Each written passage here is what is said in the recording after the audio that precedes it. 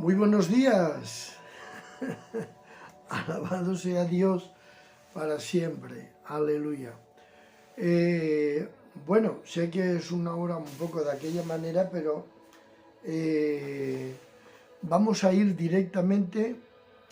Os he querido poner esta foto de un hermano que ya está con el Señor, puesto que hoy vamos a hablar acerca de la obra entre los gitanos, en este caso españoles, pero hay un apunte en este libro de Clement Le Cosec importante, como todo el libro, puesto que estamos viendo y estamos dándonos cuenta la gran importancia que tiene en los recodos de este libro, como ya os estáis acostumbrando a escuchar esa forma de ver. Mientras estamos leyendo libros como esta biografía de este apóstol a los gitanos en el último siglo, Clement Le Cosec, de origen francés, en este caso no gitano, pero recibió ese llamamiento apostólico, en este caso a los gitanos. El hermano que veis en la fotografía, con todo respeto hacia su familia, es nuestro hermano Jaime Díaz Cortés, quien trajo el Evangelio desde Francia, en este caso en 1965, que eso ya lo veremos en otro capítulo. ¿Por qué he querido poner, ya que vamos a hablar de los gitanos, y os vais a notar de qué manera hasta que el hermano Jaime Díaz Cortés llega a España, en este caso donde él nació, a Balaguer, pero eso lo veremos con más detalles, porque aparte de que lo poco que tenemos documentado aquí, como yo lo viví desde, en este caso, el 72, él vino en el 65 a España, y yo conocí, en este caso, el Evangelio por mor de nuestro hermano Pedro Barrul, que también tendremos nuestro apartado en el momento determinado. En 1972, pues pasaron del 65, pasaron 7 años, del 65 hasta el 72. No quiero hablar de mi historia, sino la manera en la que, cuando hablemos en este caso de España, ya hablaremos, iniciaremos en este caso con el hermano Jaime. Pero ahora, al hablar de gitanos, permitirme, al hablar de gitanos tenemos que hablar la manera en la que, cómo empezó gitanos. Hemos hablado de roms, hemos hablado de calderas, hemos hablado de flores, me refiero a tribus, hemos hablado de los Lovari, hemos hablado de todas estas tribus, de los roms ayer.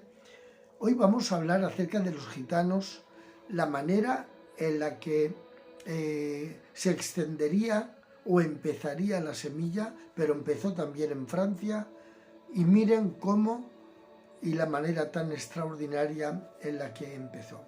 Esto fue en 1958. Los primeros convertidos gitanos del grupo fueron los catalanes. Hicieron su aparición a la Convención Nacional que se efectuó en 1958. Uno de ellos fue un catalán de nombre José y de apellido Pouville. Dice, contando el testimonio de este hombre, el hermano Clement Le Cosec. Dice, me resumió su pasado antes de la reciente transformación de su vida por Jesucristo. Dice, hermano Le Cosec, yo era muy violento. Llevaba siempre encima un revólver. Los gitanos de la región de Niza, donde poseía un taller de mecánico, tenían miedo de mí. José era temido entre medio de los gitanos conocidos de Niza. 2 años más tarde, después de su conversión, nos relata Clement Le Cosset, viajó a Perpiñán, donde el predicador Jacob había instalado su tienda en un suburbio de la ciudad para evangelizar a los gitanos catalanes que vivían en miserables chozas de madera. Eran chabolistas los catalanes que estaban precisamente en Perpiñán, vivían miserablemente, en este caso extranjeros, por supuesto, en Perpiñán. Dice, varios de estos gitanos muy pobres se convirtieron a Cristo. A continuación, se hacían reuniones en el barrio de un lugar que le llamaban Casagné, donde se habían establecido numerosas familias y estos ya vivían en apartamentos. Gracias a la ayuda financiera de un hombre de negocios cristiano de nombre Gastón Loret, se pudo alquilar un local en la calle Remparts. Financió también la compra a este mismo hombre de unas cuantas sillas e incluso de un coche que le regaló a José Pubill, que se decidió por servir al Señor para ganar su pueblo gitano catalán a Cristo. Así empezó en Perpiñán y por José Pubill, en este caso, el evangelio entre los gitanos españoles catalanes. El avivamiento se extendió por todas partes. Me dijo poco tiempo después el hermano José, Dios manifestó su poder con milagros. Hubo un gran impacto en el barrio del Vernet. Había muchas sanidades. Los curas atacaron, visitaban a las familias gitanas sembrando el miedo. Decían a los gitanos que estarían perdidos si seguían yendo a las reuniones de los pentecostales. Pero un centenar de gitanos venían a pesar de todo. Las amenazas no robaban los deseos ni la fe de aquellos 100 catalanes que querían y habían aceptado la verdad de Dios. La mujer del pastor Lefillatre, perdonadme, pero está escrito y lo deletreo tal cual puedo leerlo en castellano. El pastor, la mujer de este pastor, hacía reuniones con los jóvenes a 80 aproximadamente. La mujer del pastor hacía reuniones los jueves a 80 niños, aproximadamente a 80 niños gitanos. ¡Qué buena siembra! ¡Qué bien se empezó en aquella época, cuando tan extraordinariamente se veía que en los niños había que hablarles del Señor! Me suplicó, dice Le Cosset, que esta mujer que viniera a ayudarla. Así que fui numerosas veces a Perpiñán para predicar, enseñar, aconsejar y ayudar a la formación de jóvenes levantados del medio de su pueblo para ser predicadores. Entre ellos, un joven que le llamaban Pitús, Joanet, Berio y Nanou y algunos más que no aparecen aquí sus nombres. La formación era imprescindible, ya que no habían predicadores universitarios de las asambleas de Dios que estuvieran dispuestos a seguir, porque el llamamiento que Dios había hecho a Clement Le Cosset entendió que del mismo pueblo gitano, los mismos hombres del pueblo gitano debían de ser formados, instruidos para llevar el Evangelio a los mismos gitanos. La buena nueva se extendía ante los gitanos de Narbonne, Montpellier, Lecigan, Carcassonne, Toulouse. De familia en familia, aquí y allí, habían de alguna forma nuevas, en este caso, nuevas comunidades que nacieron y se constituyeron bajo la responsabilidad de predicadores que establecí para suplir las necesidades espirituales. En Toulouse, en el barrio de Ginestou, se encontraban un campo de gitanos muy conocido por ser el campo más terrible de Francia. Había peleas hasta tiroteos con fusiles debido al alcoholismo. Allí vivían gitanos en condiciones miserables en vagones, en chozas de madera o en caravanas, en lamentable estado. El propietario gitano prestó una de las barracas bien arreglada dentro para hacer las reuniones. Venimos aquí para anunciar el Evangelio varias veces por semana. A veces encontrábamos hostilidad. Un inconverso quiso quemar la barraca, pero los protegió el Señor. Sanidades milagrosas tuvieron lugar y varios gitanos se convirtieron en fervientes cristianos.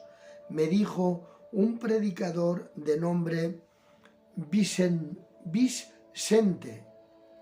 En Marsella me invitó el predicador Raúl Espinas a la reunión en un barrio donde se encontraban gitanos. Somos pobres, me dijo, y solo disponemos de una pocilga, algo sucio, un lugar para poder reunirnos. La hemos limpiado y hemos puesto unos cuantos bancos, pero somos pobres. Le acompañé en esta única iglesia del mundo. Tuve que inclinarme para entrar y sentarme, ya que la puerta y el techo solo tenían 1,5 metros de altura. Aquí, añadió entusiasmado, almas se entregaron al Señor y muchos recibieron el bautismo del Espíritu Santo. Me decían, ¿no nació en un establo el Señor Jesucristo? ¡Qué simplicidad! ¡Qué fe tan sincera! Estuve profundamente conmovido. Su ardiente amor para Cristo, su actitud me animó a proseguir mi aventura entre este pueblo que tenía tanta sed de Dios, sin contar los sacrificios que eso estaba suponiendo para mi familia y para mí. Descubrí la miseria profunda de estos gitanos cuando Raúl me dijo que algunos días sin dinero fue a buscar en cubos de basura huesos para hacer la sopa a su familia. ¡Qué terrible! ¡Qué tremenda pobreza! Desde este tiempo hubo un cambio de nivel material y espiritual. La obra hizo un salto hacia adelante en la ciudad con la llegada y la conversión de numerosos gitanos que venían de África del Norte. El número de los cristianos aumentó mucho, puesto que superó el 1.000.000. En 1990 había 1.000.000 de gitanos. Quiero deciros que en 1990 el Evangelio ya en España había llegado desde 1965, y aunque aquí aparece en 1990, aún no hemos hablado de la obra de 1965 hasta 1990 en España. Pero la nota que el hermano Clement Lecosec quiso darnos, que en 1990 ya había 1.000.000 de gitanos en las distintas naciones donde se había predicado y que ahí también entraba, en este caso, España y Portugal. Pero sigamos con el relato después de esta nota necesaria. Entre ellos se levantaron otros valientes siervos de Dios. La semilla sembrada con lágrimas en condiciones dolorosas no es nunca en vano. En mi aventura, dice Clement, compartí muchas horas difíciles con mis compañeros en combate. Los pequeños principios requieren grandes sacrificios cuando es necesario vaciar el terreno que está rocoso y no se puede echar la semilla en un lugar donde no va a dar fruto. Por eso, la semilla del capítulo 13, quiero recordar, de Lucas: si ves que el terreno es rocoso, antes de sembrar, prepara el terreno. Los resultados no son siempre visibles al principio, pero una vista retrospectiva permite apreciar la intervención de Dios y los progresos realizados por la acción del Espíritu Santo en las vidas. Después del dolor de la siembra, viene la alegría de la cosecha. En 1990 ya se contabilizaba 1 millón de gitanos que habían entregado sus vidas al Señor. A su vez, poco a poco fueron ganados a la fe en Cristo Jesús los gitanos del grupo español. En 1960, la predicación del Evangelio alcanzó a la familia Moreno, cuyos antepasados vinieron de Andalucía. Un predicador manús llamado Rafael, indiscutiblemente dirigido por Dios, se detuvo en un pueblo cerca de la frontera suiza. Allí acampó esta familia Moreno. Su hijo cayó gravemente enfermo y sin esperanza de sanar, el siervo de Dios oró e impuso las manos al niño en el nombre de Jesús. Se produjo el milagro de la curación e inmediatamente toda la familia se convirtió al Señor. Hacemos un apunte con carácter retroactivo que leímos cuando llegaron a aquel grupo, aquella iglesia evangélica donde no se oraba por los enfermos, y los gitanos que fueron allí dijeron: ¿por qué no se ora aquí por los enfermos? Con los milagros que estamos viendo en la misión Luz y Vida.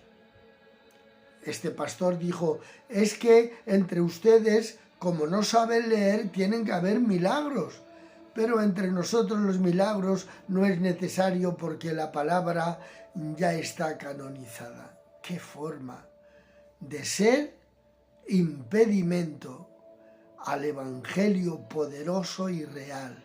Sin el Espíritu Santo, sin milagros, no hay verdadero Evangelio.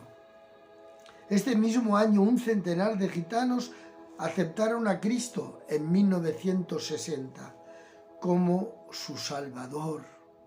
Entre ellos, un famoso bailarín flamenco, que aquí no aparece su nombre, no podemos saber quién era. A lo mejor algún día haré alguna investigación a ver si puedo descubrir quién fue este famoso bailarín flamenco muy conocido en España en las discotecas de Sevilla, que fue y se convirtió, pero aquí en el documento no aparece quién es.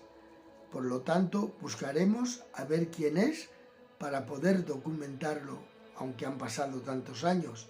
1960. No tardó la respuesta del Señor. Como una bola de nieve que se agranda circulando sobre las cuestas nevadas, el número de los discípulos de Jesucristo no dejaba de aumentar.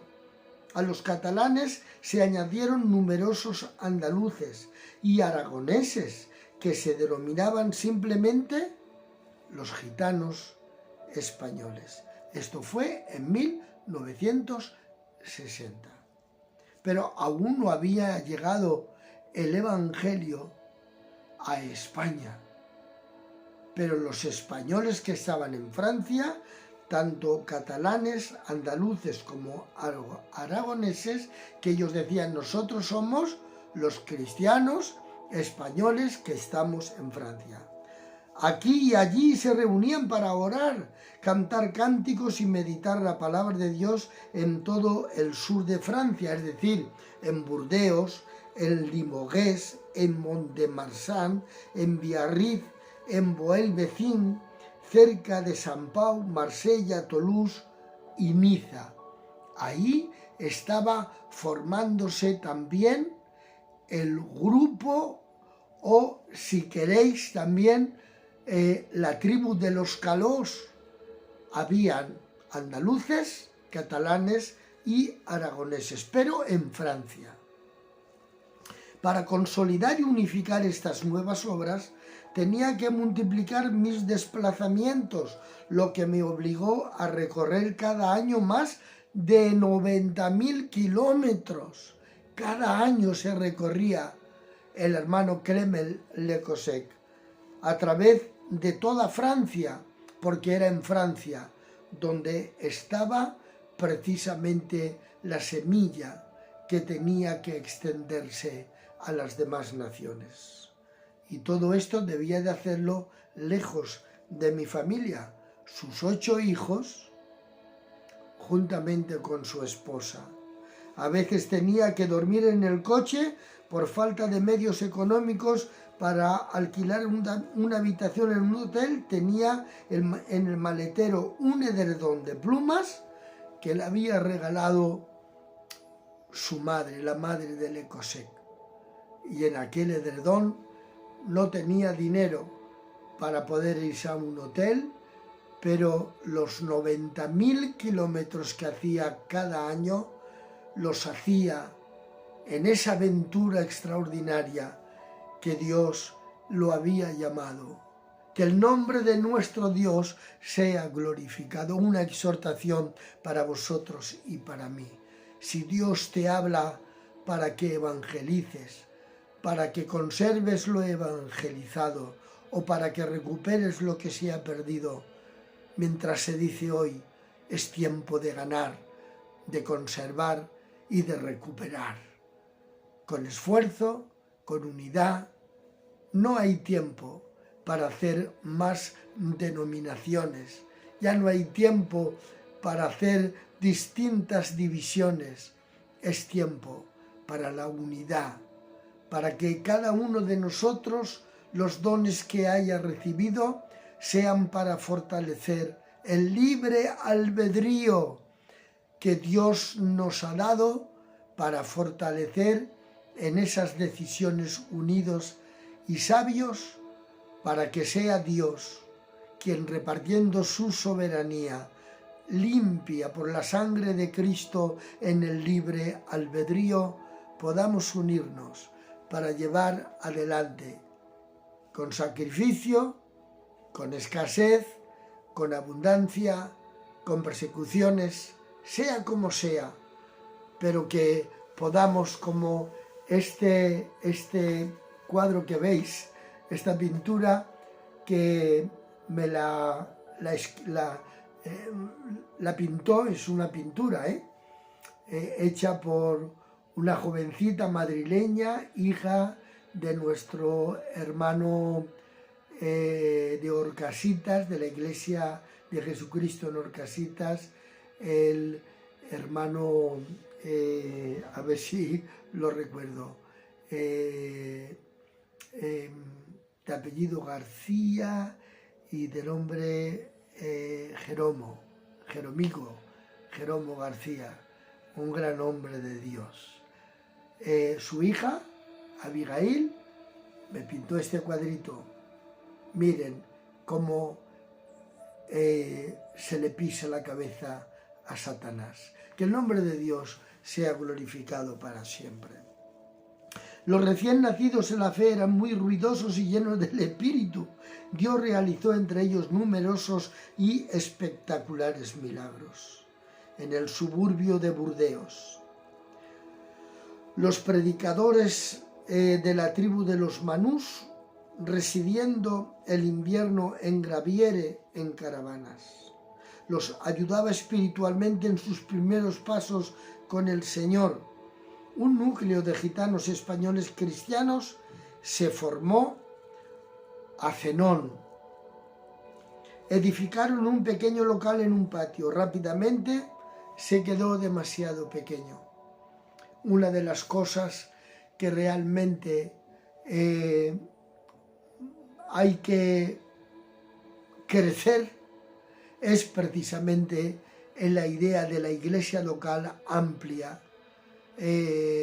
para que cada iglesia local no sea pequeñita, para poder sea un granero grande, para poder verdaderamente estructurar desde lo que es los niños, la vida social, y hoy con los medios de comunicación, cada iglesia local debería de retransmitir con fuerza y con calidad los mensajes para poder alcanzar a ese gran universo, aleluya, que existen esos, qué sé yo, más de 8.000 millones de habitantes, que podamos realmente contribuir para poder ayudar con nuestras oraciones, nuestra responsabilidad y nuestra economía.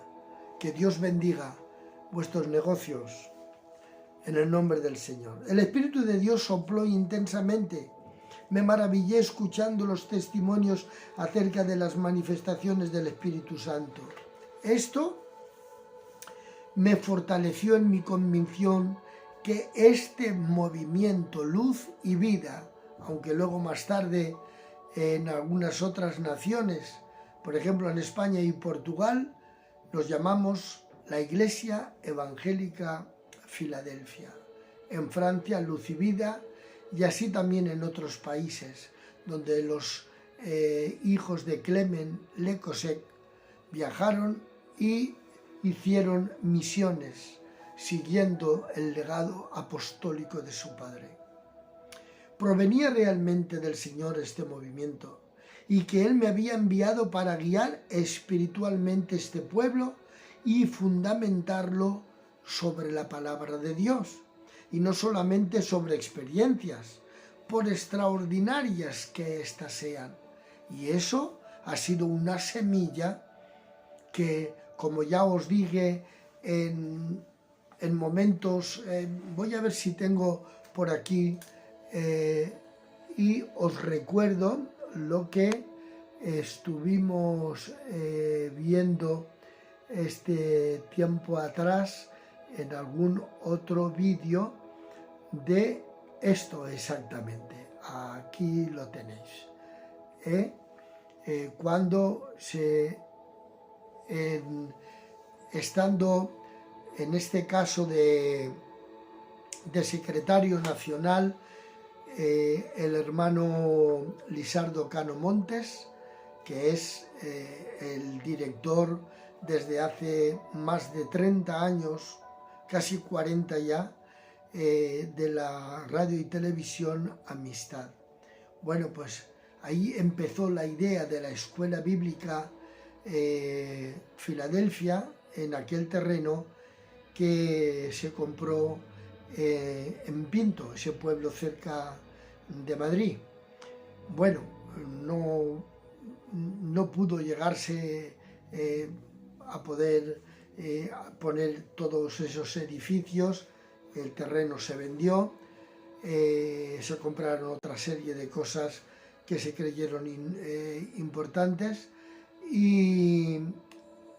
pero luego, según iba creciendo la obra, hasta el día de hoy, pues el hermano Rafael Peralta y el hermano Ramón iniciaron la escuela de EBEF, que luego pues se añadieron el hermano Fernando Navarro de Extremadura y otros hermanos, el hermano Marchena, el hermano Ignacio, que así es su nombre, y otros hermanos más que hasta el día de hoy pues empezaron para poder implantar de una manera extraordinaria lo que es la escuela de EBEF. Y así, pues hoy casi ya estamos llegando al fin de la lectura del capítulo 17.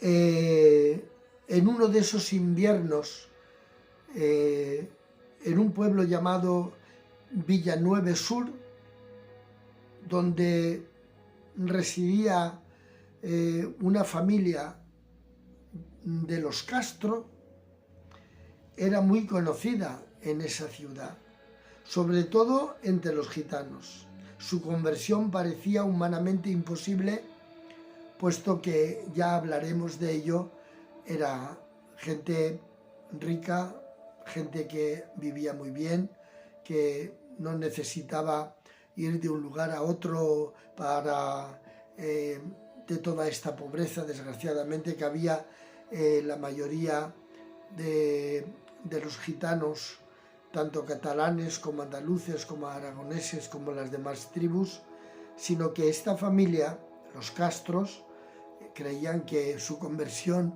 no iba a ser muy fácil. Sin embargo, la gracia de Dios los alcanzó también. El padre viajaba antes en caravanas remolcadas por caballos para hacer sus negocios.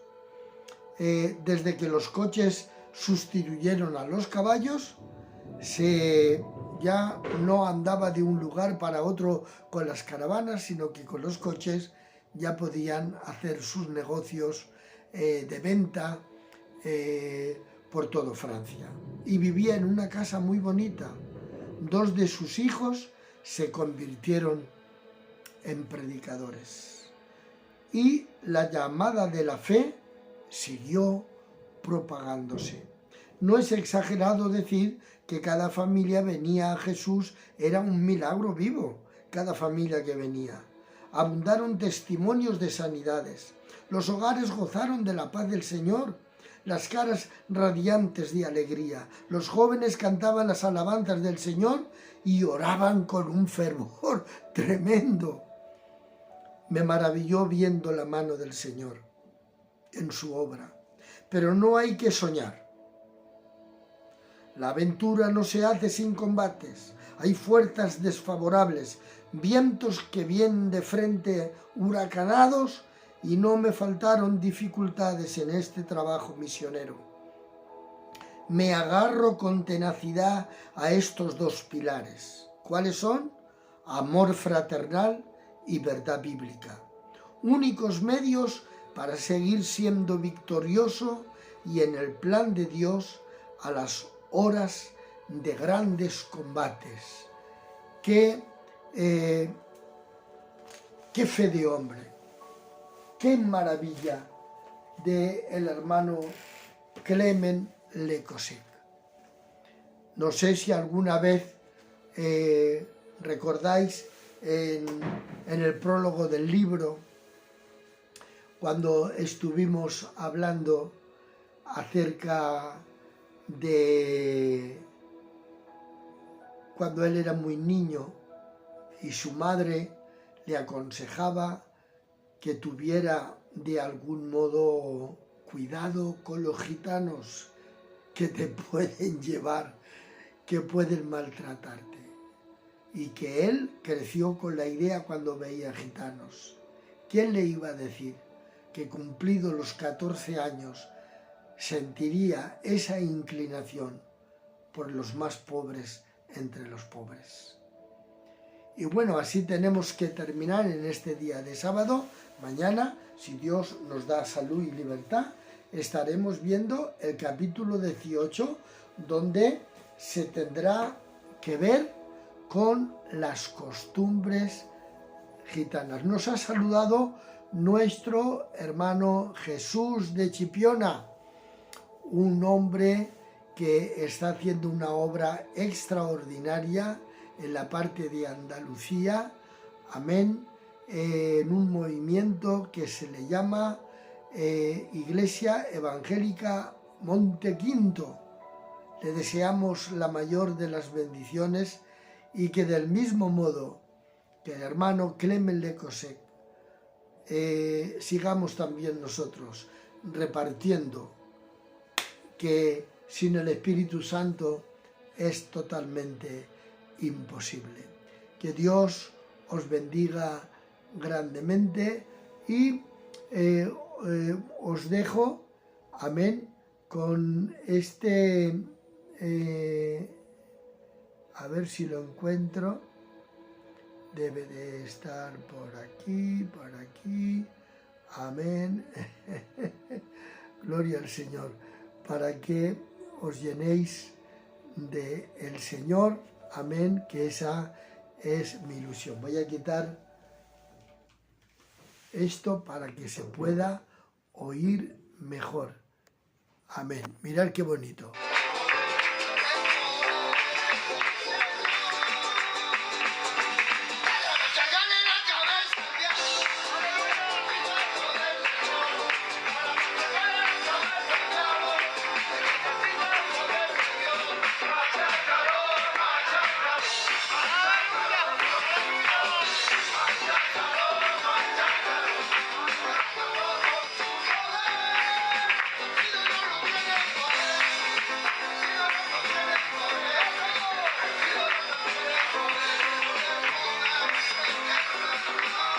Amén. Que el poder de Dios os acompañe a todos y a cada uno de vosotros. Ser llenos del Espíritu Santo en el nombre de Jesús. Amén. Hasta mañana, si Dios quiere.